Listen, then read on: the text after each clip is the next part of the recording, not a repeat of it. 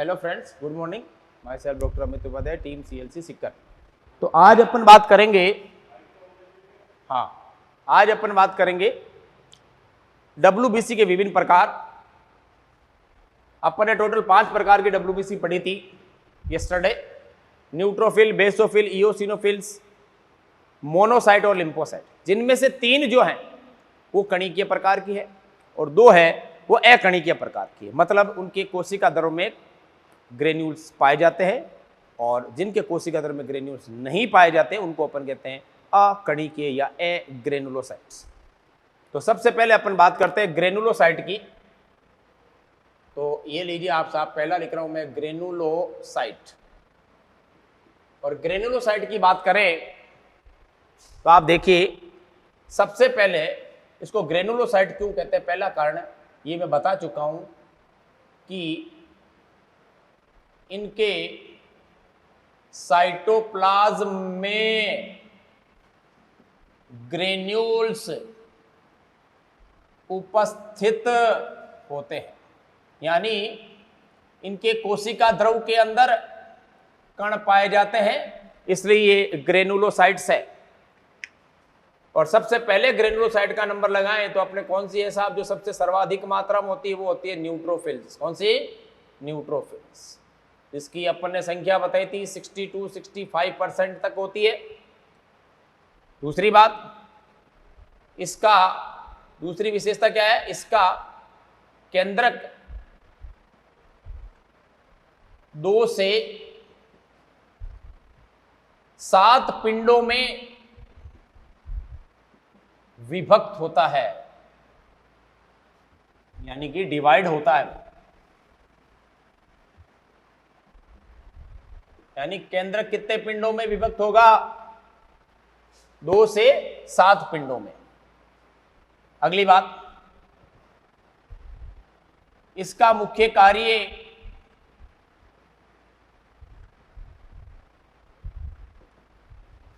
जीवाणु भक्षण करना, यानी कि जीवाणुओं को नष्ट करना, जिसको अपन कहते हैं फैगोसाइटोसिस करना होता है। क्या कार्य? फैगोसाइटोसिस करना होता है। इसकी संरचना अपन बनाते हैं तो आप देखिए, ये मैंने कोशिका कणिका बना दी। इसका केंद्रक को मैं कितने टुकड़े बना रहा हूं? 1, 2, 3 पिंड बना रहा हूं, लेकिन पिंडों की संख्या कितनी हो सकती है? 2 से लेकर 7 तक हो सकती है, इसलिए इसकी आकृति लगातार चेंज होती रहती है। क्लियर? तो ये आ गए इसके अंदर पिंड को अपन अंग्रेजी में क्या लिख रहे हैं? लोब। संख्या कितनी है इसमें? 3। अगली बात, फिर इसमें मैं जो क्रॉस में बना रहा हूं, ये आप समझ गए होंगे, ये इसका कोशिका द्रव में पाए जाने वाले क्या है? ये कण है, जिनको अपन ने क्या नाम रखा था? ग्रेन्यूल्स, जो साइटोप्लाज्म यानी कोशिका द्रव में उपस्थित होते हैं। क्लियर? अगली बात,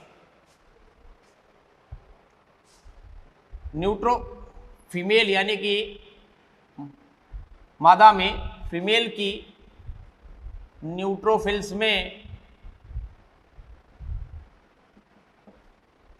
बार बॉडी, ध्यान रखना, बार बॉडी नामक संरचना पाई जाती है। कौन सी? बार बॉडी नामक संरचना पाई जाती है। नर में ये नहीं पाई जाती, ध्यान रखना। इस तरह से मैं अगर बनाऊं तो आप देखिए, इस रेड कलर में जो मैं आपको बना रहा हूं डायग्राम में, ये सपोज करो फीमेल की कोई न्यूट्रोफिल है, इसे अपन कहते हैं बार बॉडी।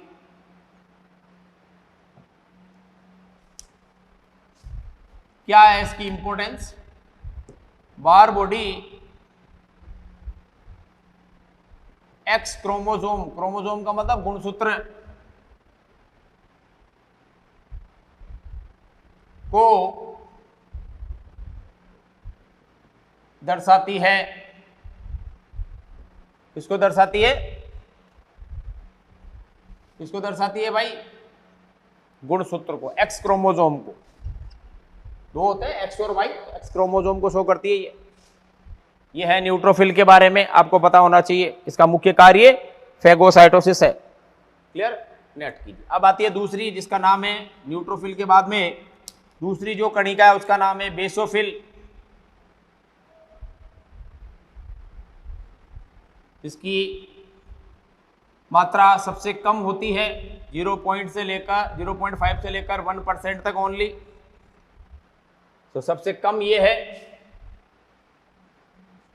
और सबसे ज्यादा WBC कौन सी है, वो है आपके न्यूट्रोफिल।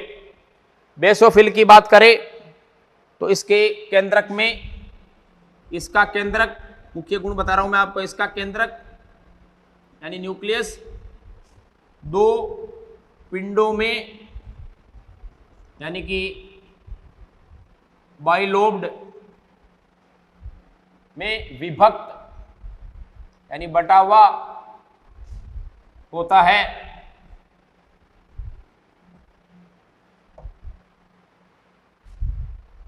नेक्स्ट, इसमें भी कण यानी ग्रेन्यूल्स क्या होते हैं, प्रेजेंट होते हैं, उपस्थित होते हैं। इसी कारण इसे ग्रेनुलोसाइट कहा जाता है। नेक्स्ट, बेसोफिल जो कोशिका है किसी अन्य कोशिका के साथ समानता दर्शाती है। बेसोफिल संयोजी ऊतक के अंदर एक कोशिका पाई जाती है। संयोजी ऊतक की मास्ट सेल के साथ समानता दर्शाती है। किसके साथ? Mast cell. मास्ट सेल किसकी सेल होती है? संयोजी ऊतक की कोशिका, यानी कि बेसोफिल और मास्ट सेल में समानता होती है, लेकिन बेसोफिल की साइज छोटी होती है, मास्ट सेल की साइज बड़ी होती है, जो अपन संयोजी ऊतक में पढ़ेंगे। अगला पॉइंट बेसोफिल के बारे में, डायग्राम बना लेते हैं। ये बेसोफिल, इसके अंदर दो लोब फिक्स है, ध्यान रखना, तीन नहीं होंगे, दो लोब फिक्स है। ये आ गए आपके अंदर। इसके अंदर क्या लान दी, क्रॉस वाले क्या है, ग्रेन्यूल्स है, बोले तो कण है या कणिकाएं हैं। ये लोब्स के नंबर फिक्स है, दो ही होंगे, ध्यान रखना, तीन नहीं होंगे। नेक्स्ट, ये नोट कीजिए आप, फिर इसका मैं कार्य बताता हूं आपको बेसोफिल का। ये नोट कीजिए आप और स्क्रीनशॉट लीजिए इसका।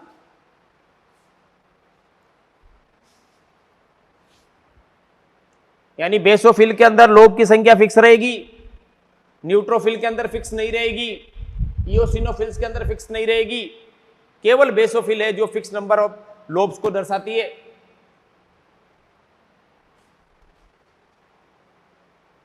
और इसकी समानता संयोजी ऊतक की कोशिका, जिसका नाम होता है मास्ट सेल, उसके साथ समानता होती है, क्योंकि दोनों की रासायनिक प्रवृत्ति लगभग समान होती है। चलिए आगे बढ़ते हैं, ये नोट करें आप।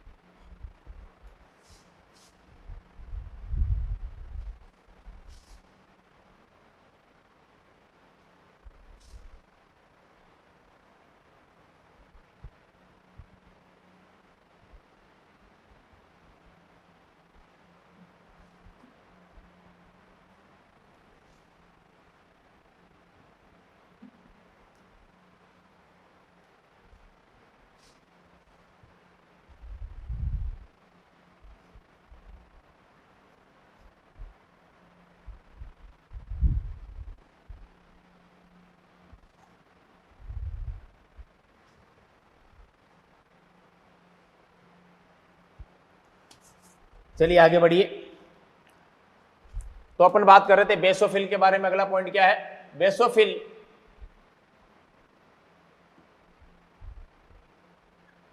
का कार्य क्या है। तो सबसे पहली बात, शोधकारी,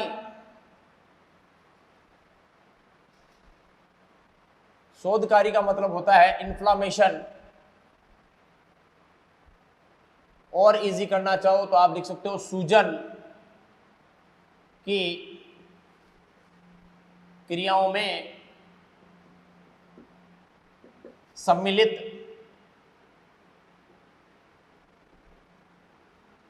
होती है, यानी जहां पर सूजन आती है वहां पर बेसोफिल्स की संख्या बढ़ जाती है, या उसके लिए जिम्मेदार बेसोफिल से निकलने वाले रासायनिक पदार्थ होते हैं। जैसे ये मैंने बेसोफिल बना दी, ये इसके अंदर बाइलोब्ड न्यूक्लियस बना दिया मैंने, केंद्रक आ गया, और ये मैंने कण बना दिए।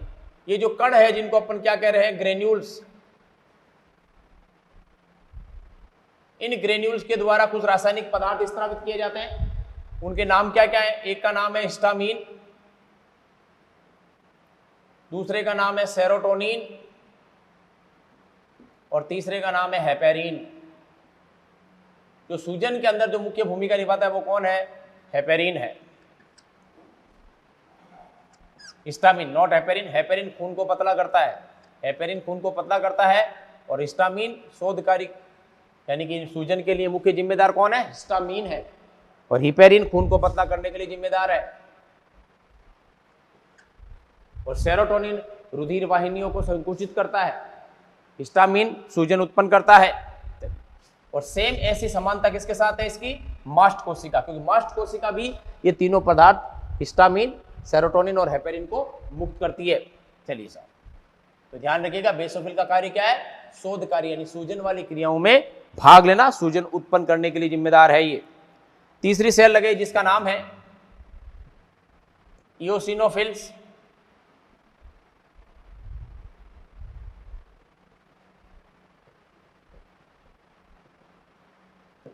जो कितने परसेंट? 2 से 3%। इसमें भी ग्रेन्यूल्स पाए जाते हैं।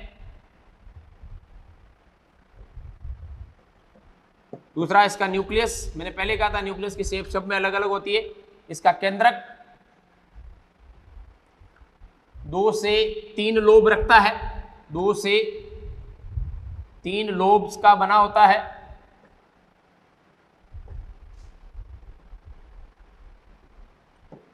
दो से 3 लोब का बना होता है। अगली बात, यह मुख्य रूप से एलर्जिक रिएक्शन जो एलर्जी के कारण होती है, तथा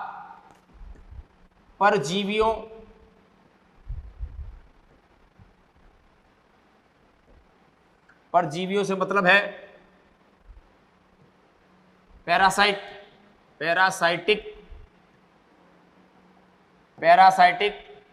संक्रमण को कहते हैं। इन्फेक्शन के दौरान सम्मिलित होती है।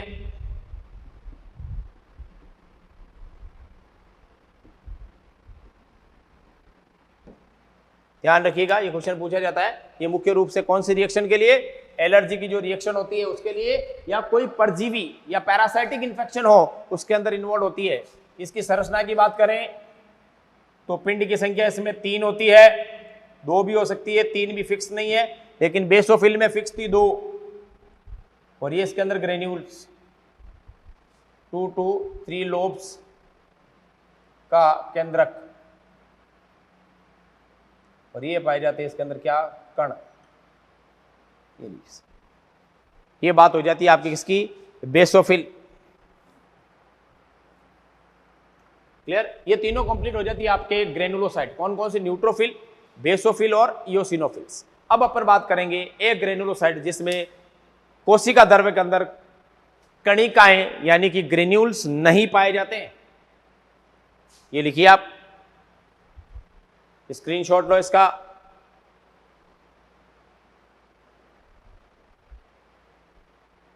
ओके,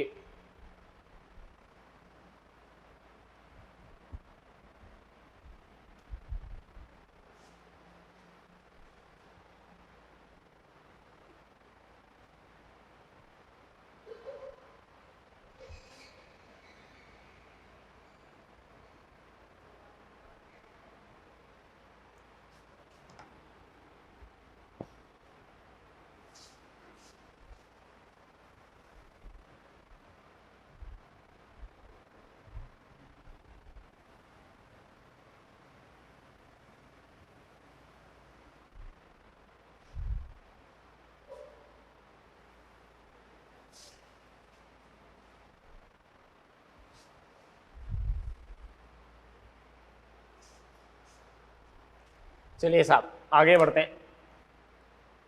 अब बात करेंगे अपन बी पार्ट यानी कि एग्रेनुलोसाइट की, जिनमें कण नहीं पाए जाते।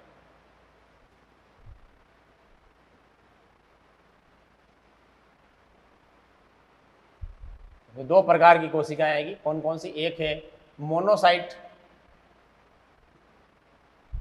जिसकी संख्या होती है 6 से 8%, 6 to 8% होती है। अब इसकी क्या क्या विशेषताएं हैं? इसमें केंद्रक बड़ा होता है, केंद्रक बड़ा होता है तथा वे किडनी आकृति का होता है।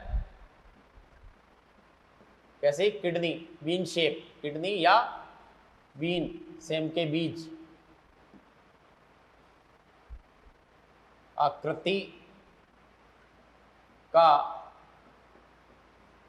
होता है। पहली बात, इसका मुख्य कार्य फैगोसाइटोसिस है, बिल्कुल न्यूट्रोफिल के समान। फैगोसाइटोसिस होता है, जो न्यूट्रोफिल काम करती है वही ये काम करती है। संरचना बनाइए।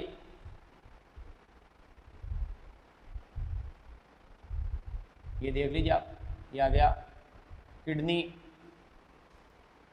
आकृति का केंद्रक, किडनी आकृति का केंद्रक। और इसमें ये इधर भरा हुआ ये कोई कण वण नहीं है, ये साइटोप्लाज्म है, ये कोशिका द्रव है, कण नहीं पाए जाते, कण अनुपस्थित है, ध्यान रखिएगा, कण नहीं पाए जाते हैं इसमें। और सबसे बड़ी बात, ये जीवाणु भक्षण का कार्य करती है, इसलिए इसके अंदर लाइसोसोम की संख्या क्या होती है भाई? अधिक होती है। लाइसोसोम की संख्या अधिक होती है। क्लियर? ये हो गई आप किसकी बात? मोनोसाइट की बात। नेक्स्ट, अब बचती है आपकी कौन सी? लिम्फोसाइट। ये लिखिए आप पहले, मैं पानी पी लेता हूं जब तक।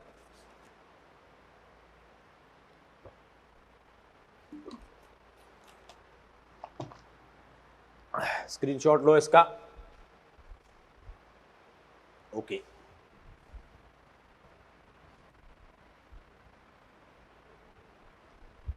अब आखिरी डब्ल्यूबीसी की बात करते हैं। इसका नाम है लिम्फोसाइट।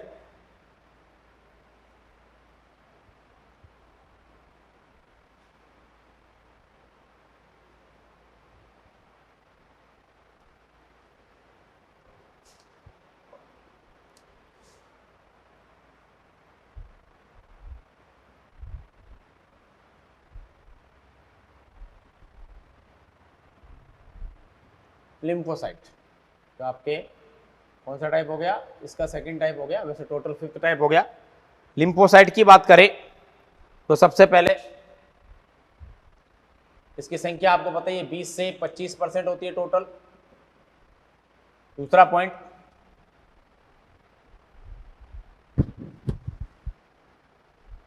इसमें भी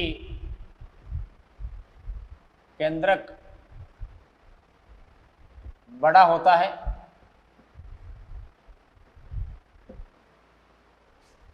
इसमें भी केंद्रक की साइज क्या होगी? बड़ी होती है, ध्यान रखिएगा। नेक्स्ट, अगला पॉइंट, इसमें केंद्रक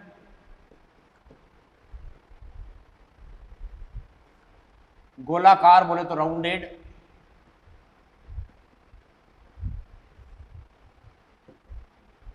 होता है। इसका मुख्य कार्य प्रतिरक्षा बोले तो इम्यूनिटी, रोगों से लड़ने की क्षमता, इम्यूनिटी प्रदान करना होता है।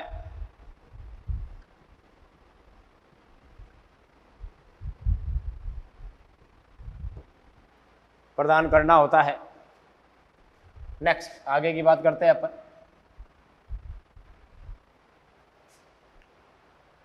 चलिए साहब इसका डायग्राम बनाते हैं अपन। ये गोलाकार, ये पूरा केंद्रक है।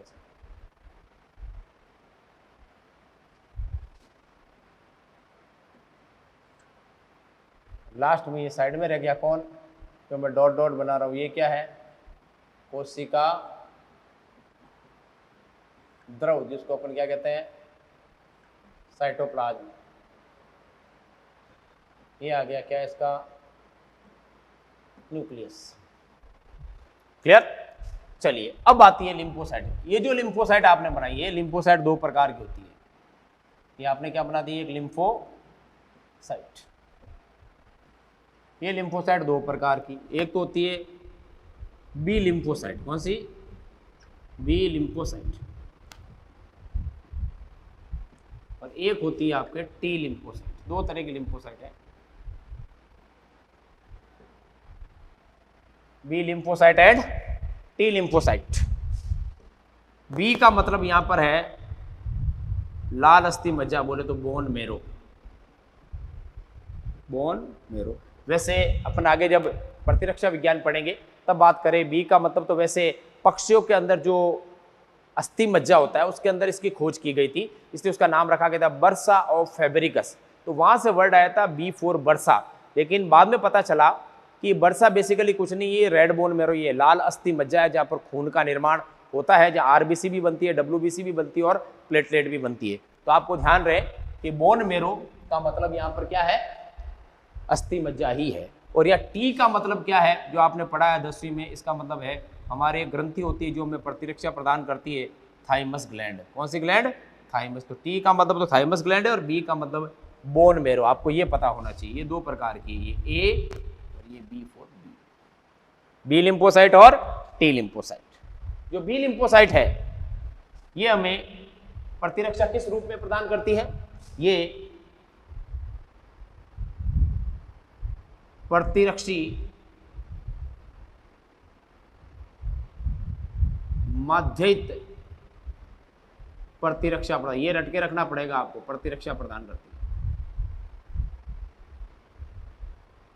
कौन सी, प्रतिरक्षी माध्यित अंग्रेजी में बहुत आसान है। प्रतिरक्षी को अपन क्या कहते हैं, एंटीबॉडी।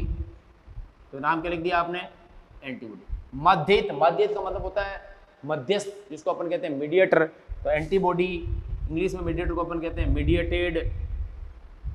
और प्रतिरक्षा को अपन अभी पता ही, अपन क्या कहते हैं, इम्यूनिटी। तो टोटल कितना हो गया ये, AMI। ध्यान रखिएगा, तो क्वेश्चन डायरेक्ट पूछा जाता है AMI कौन प्रदान करता है, तो आंसर क्या जाएगा सीधा, बी लिम्फोसाइट। प्रतिरक्षा माध्यित प्रतिरक्षा, प्रतिरक्षा भी दो प्रकार की होती है, एक होती है प्रतिरक्षा माध्यित प्रतिरक्षा, एक होती है कोशिका माध्यित। तो कोशिका वाली तो ये प्रदान करेगी आपके टी लिम्फोसाइट। तो ये कैसे प्रदान करती है, कि टी लिम्फोसाइट वो हमें कोशिका, यानी शरीर के अंदर विभिन्न प्रकार की कोशिकाओं का निर्माण करके प्रतिरक्षा प्रदान करेगी। तो कोशिका माध्यित प्रतिरक्षा, यानी कि इसको आप अंग्रेजी में प्रदान करती है। अंग्रेजी में क्या लिखोगे, वो सिंपल है, एक ही तो शब्द चेंज करना है। कौन सा, कोशिका को क्या लिखोगे, सेल। और माध्यित को क्या लिखते हैं, मीडिएटेड। तो यहां लगा दो मीडिएटेड। प्रतिरक्षा क्या बोलते हैं, इम्यूनिटी। ये लीजिए शॉर्ट में करो, इसका क्या हो जाएगा, CMI। कौन सी प्रतिरक्षा, CMI। तो सवाल पूछा जाएगा CMI कौन प्रदान करता है, तो क्या बोलोगे, टी लिम्फोसाइट। कौन, टी लिम्फोसाइट। और AMI कौन प्रदान करता है, कि बी लिम्फोसाइट। क्लियर। तो इस तरह से हमें प्रतिरक्षा प्रदान करती है कौन, ये केवल 20% होती है और ये 80% होती है। ध्यान रखिएगा, इन दोनों का भी अलग अलग रेशियो है। यानी कब, ये तो 1/5 ही है, ये सबसे ज्यादा कौन सी है, टी लिम्फोसाइट हमारे ब्लड में ज्यादा होती है। तो ये नोट कीजिए, ये आपके खत्म होती है लिम्फोसाइट के बारे में बात, यानी कि WBC के बारे में बात समाप्त होती है। अब अपन बात करेंगे बिंबाणु जो रुधिर स्कंदन में सहायक है, उसका नाम है प्लेटिलेट्स। ये नोट करो, आप स्क्रीनशॉट लो, फिर अपन शुरू करते हैं। प्लेटिलेट्स यानी थ्रोम्बोसाइट।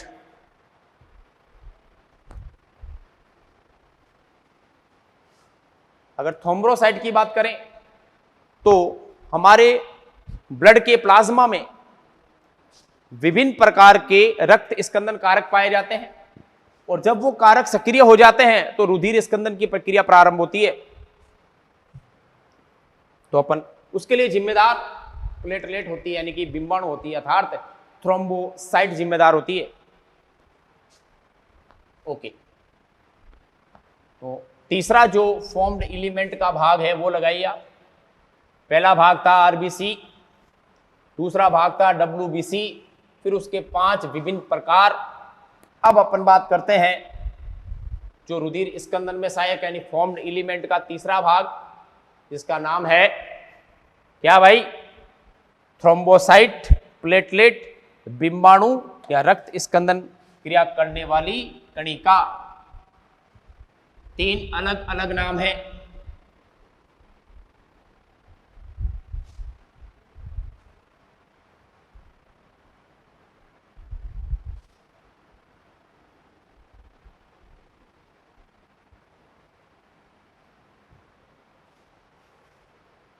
चलिए हेडिंग लगाइए प्लेटलेट। ये तीसरा फॉर्म्ड एलिमेंट है।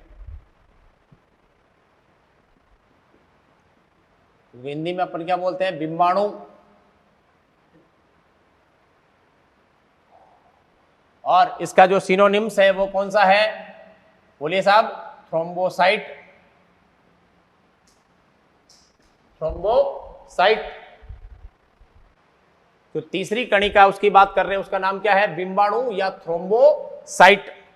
जैसा कि आप जानते हैं, आरबीसी हो चाहे WBC हो चाहे प्लेटलेट हो, इन सब का उत्पादन मुख्य रूप से हमारी अस्थि मज्जा में होता है। तो इनका भी उत्पादन कहां पर होगा? अस्थि मज्जा के अंदर होगा। तो आप देखिए, सबसे पहले हम अस्थि मज्जा की बात करते हैं, जिसको अपन कहते हैं बोन मेरो। ये अस्थि मज्जा से एक दूसरी कोशिका बनती है जिसका नाम होता है मेगाकैरियोसाइट। क्या नाम होता है? मेगाकैरियोसाइट। और मेगाकैरियोसाइट से जो कोशिका बनती है परिपक्व, उसे अपन कहते हैं थ्रोम्बोसाइट। क्या कहते हैं? थ्रोम्बोसाइट। यानी कि अपनी भाषा में कहे तो प्लेटिलेट्स यानी कि बिंबाणु का निर्माण होता है। सबसे पहले कौन? अस्थि मज्जा। अस्थि मज्जा से कौन सी कोशिका बनेगी? मेगाकैरियोसाइट। और मेगाकैरियोसाइट से बनेगी कौन सी? थ्रोम्बोसाइट, जिसको अपन प्लेटलेट कहते हैं। पहली बात तो ये बनती किससे है? तो आपका आंसर होना चाहिए कि प्लेटलेट का निर्माण किससे हो रहा है? मेगाकैरियोसाइट से हो रहा है। किससे हो रहा है? मेगाकैरियोसाइट से। पहला क्वेश्चन तो ये है। दूसरा, प्लेटलेट में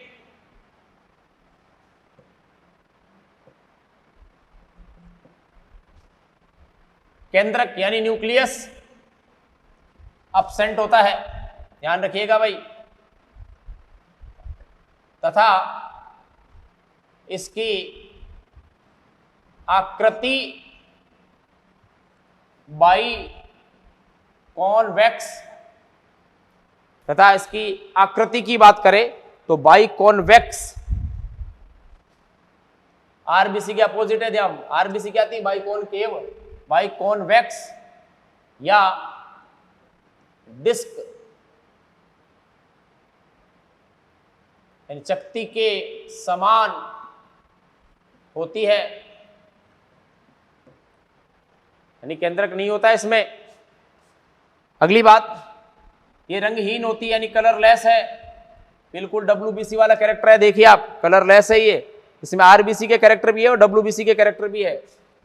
इसकी सामान्य संख्या की बात करें तो वो होती है 1.5 से लेकर 3.5 लाख पर mm³ प्रति घन मिलीमीटर के समान होती है इनकी संख्या, यानी 1.5 लाख से 3.5 लाख। और इनका जीवन काल, जिसको अपन कहते हैं लाइफ स्पान, कितना होता है?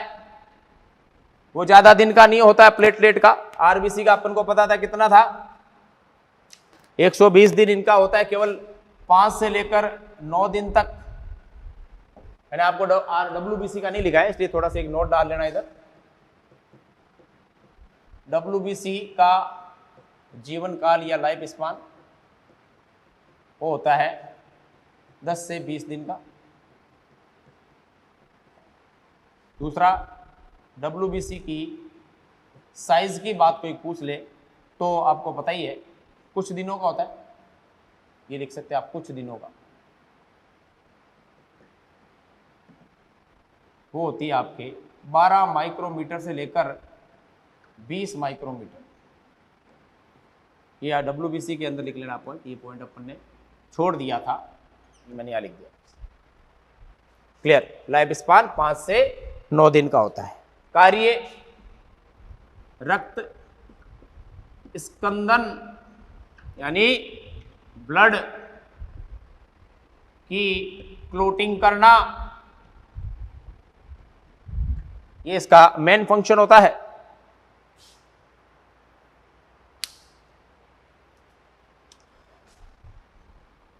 ये लिखिए आप, फिर अपन और पढ़ते हैं प्लेटलेट के बारे में।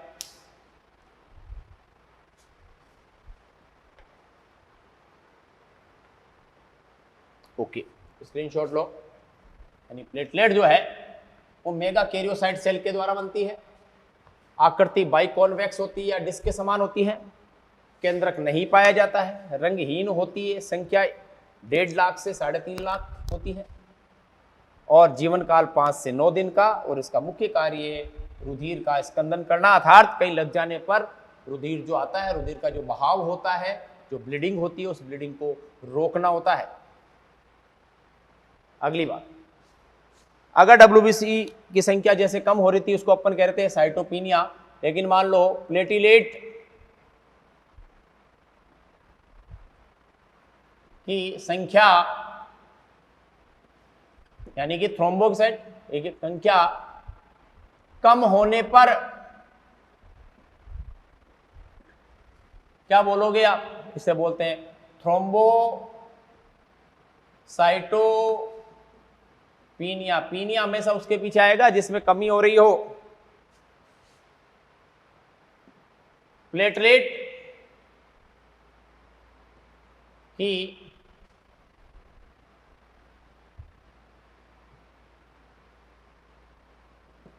निर्माण, प्लेटलेट के निर्माण की क्रिया को थ्रोम्बोपोएसिस कहते हैं। क्या कहते हैं? थ्रोम्बोपोएसिस कहा जाता है। तो ध्यान रखें आप, इसके अंदर केंद्रक नहीं होता है, केवल इसमें अल्फा और डेल्टा कण पाए जाते हैं। हीमोग्लोबिन भी नहीं होता है, ध्यान रखिएगा, भी नहीं होता है। हीमोग्लोबिन केवल आरबीसी का लक्षण है जो केवल कशेरुकों में पाई जाती है।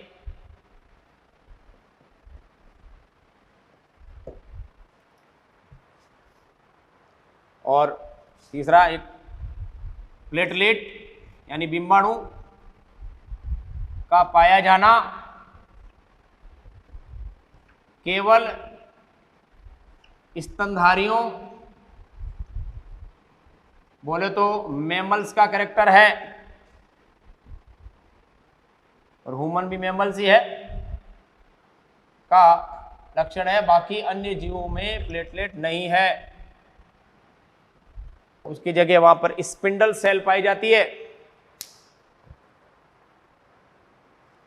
चलिए, तो इस तरह से अपन बात करते हैं डब्ल्यूबीसी, आरबीसी, प्लेटिलेट्स, इन सब की बारे में अपन पढ़ चुके हैं। अब अपन बात करते हैं, अगला जो टॉपिक है वो अपने लसिका यानी कि लिम्फ की बात करेंगे अपन। क्लियर, ये नोट कीजिए, RBC WBC platelet blood complete हो जाता है। अब अपन बात करते हैं दूसरा बॉडी फ्लूइड जिसका नाम अपन ने लिखा था लसिका द्रव्य या लिम्फ। तो लिम्फ और ब्लड में क्या अंतर है, लिम्फ बनता कैसे, वो अपन बात करेंगे। तो अगला हेडिंग लगाइए, लसिका द्रव्य बोले तो लिम्फ।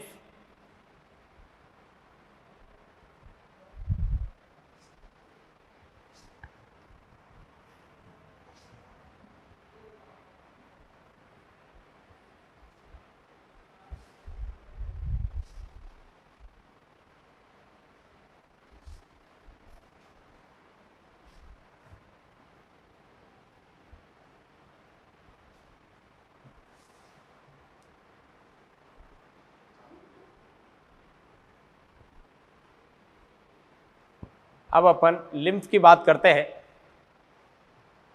चलिए साहब, लिम्फ जिसको अपन कहते हैं लसिका,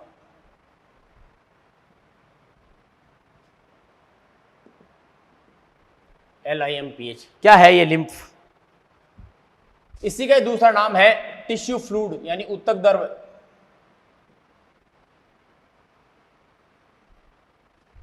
और इसी को अपन कहते हैं अंतरकोशिकीय द्रव्य, इंटरस्टिशियल फ्लूइड। इसको अपन कल डिटेल में पढ़ेंगे लसिका को। कल हमारा टारगेट रहेगा लसिका पढ़ना है। उसके बाद में अपन को रक्त स्कंदन की क्रियाविधि शुरू करेंगे कि कहीं लग जाती है तो किस प्रकार के रुधिर का स्कंदन होता है, या उससे पहले अपन पढ़ लेंगे ब्लड ग्रुप। यानी कल टारगेट रहेगा ब्लड ग्रुप और रक्त स्कंदन, ये आपको अपन पढ़ाएंगे। क्लियर? तो अभी तक अपन ने क्या पढ़ लिया, आरबीसी पढ़ ली, डब्ल्यूबीसी यानी प्लेटलेट, तीनों ब्लड पूरा हो गया है। आप एनसीईआरटी का आगे के 2 पेज पढ़ सकते हो ब्लड तक, जिसमें सारी संरचनाएं दी रखी है, एक एक शब्द को पढ़ना है, अच्छे से याद करना। ओके गाइस, मिलते हैं अपन कल अगले लेक्चर के साथ।